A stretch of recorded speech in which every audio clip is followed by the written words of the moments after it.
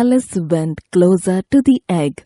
However, the egg only got larger and larger and more human. When she came within a few yards of it, she saw that it had eyes and a nose and mouth. When Alice had come quite close to it, she saw clearly that it was Humpty Dumpty himself. "It can't be anybody else," she said to herself. Humpty Dumpty was sitting with his legs crossed on the top of a high, narrow wall. Alice wondered how he could keep his balance. He was looking in the opposite direction, and so he didn't take any notice of her.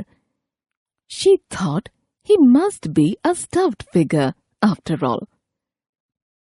"And how exactly like an egg he is," she said aloud, standing with her hands ready to catch him, for she was expecting him to fall. "It's very provoking," Humpty Dumpty said after a long silence, looking away from Alice as he spoke. "To be called an egg. Very." "I said you looked like an egg, sir," Alice gently explained. "And some eggs are very pretty, you know," she added, hoping to turn her remark into a compliment. Humpty Dumpty said, "Some people have no more sense than a baby," looking away from her. So Alice stood and softly repeated to herself, "Humpty Dumpty sat on a wall. Humpty Dumpty had a great fall. All the king's horses and all the king's men couldn't put Humpty Dumpty in his place again." "Don't stand there chattering to yourself like that," Humpty Dumpty said, looking at her for the first time. "But tell me your name and your business." "My name is Alice, but—" "What does it mean?" asked Humpty Dumpty. "Must the name mean something?" Alice asked. "Of course, it must,"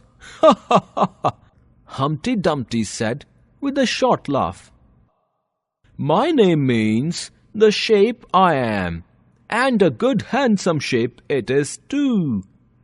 With a name that is like yours, you might be almost any shape." "Why do you sit out here all alone?" asked Alice. "Why? Because there's nobody with me," cried Humpty Dumpty. "Don't you think you would be safer down on the ground?" Alice went on. "That wall is so narrow," Humpty Dumpty said. "I don't think so, if I ever did fall off. The king has promised me, with his very own mouth to send all his horses and all his men?" Alice said. He asked how she knew about it. Alice said that she had read it in a book. "Yes, all his horses and all his men." Humpty Dumpty went on. He also asked Alice how old she was, to which she replied that she was 7 years and 6 months. Humpty Dumpty told her that she should have stopped at 7, and she was offended by the remark. Then Alice complimented Humpty Dumpty on his cravat, a kind of necktie, but she was a bit confused as to whether it was really cravat or a belt. He was offended by that and explained that it was gifted by the White King and Queen on his unbirthday. Alice thought that unbirthday presents were not as nice as birthday presents. Humpty Dumpty said that they were better because one gets one birthday a year, but one gets 364 unbirthdays. Humpty Dumpty also told Alice that he could make words mean whatever he chose.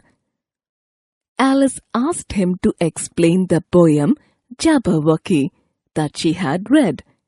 He explained it to her. Then he repeated another poem that suddenly came to an end. He spoke rudely to her and said, "Goodbye." He also said that he would fail to recognize her when they would meet the next time.